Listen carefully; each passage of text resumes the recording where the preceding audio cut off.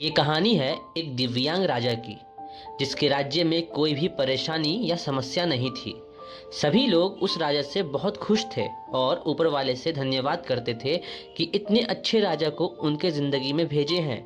वो राजा दिव्यांग था, उसकी एक आँख नहीं थी और एक पैर भी नहीं था, लेकिन फिर भी राजा को इस बात का कोई मलाल नहीं था।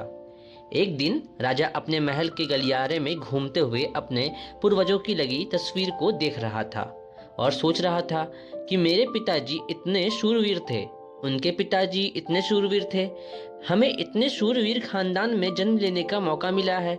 ये ऊपर वाले का धन्यवाद है। राजा ने सभी चित्र को देखते हुए आखिरी चित्र तक पहुंचा और फिर उस खाली जगह को देखा तो वो चिंता में पड़ गया, क्योंकि उसे मालूम था कि अब यहाँ जो तस्वीर लगेगी वो उसी की ही लगेगी। लेकिन राजा को इस बात की चिंता नहीं थी कि वो मर जाएगा। चिंता इस बात की थी वहाँ जो पेंटिंग लगेगी वो कैसे लगेगी।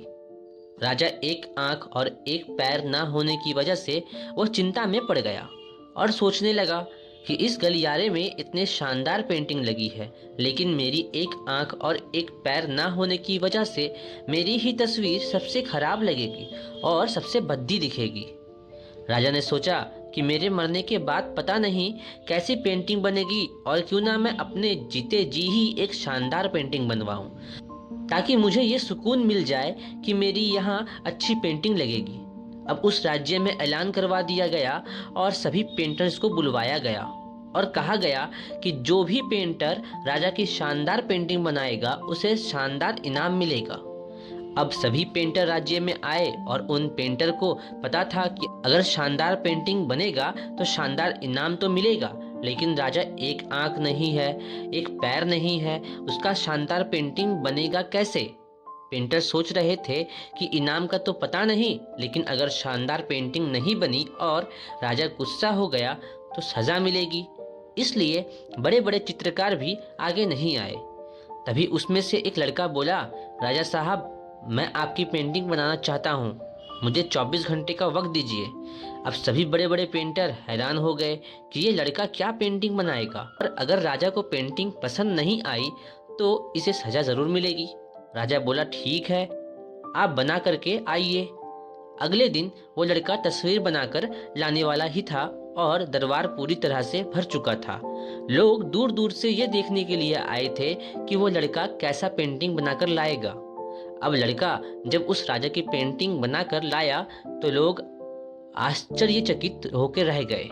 सब लोग जोर जोर से तालियां बजाने लगे, सीटी बजाने लगे, और जब राजा ने उस पेंटिंग को देखा तो वो खुश हो गया और बोला कि वाह, इससे अच्छी पेंटिंग तो इस पूरे गलियारे में नहीं है।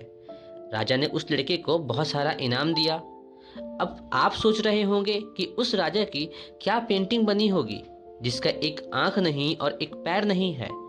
कैसा पेंटिंग बना होगा। उस तस्वीर में लड़के ने उस राजा को एक घोड़े पर सवार किया था।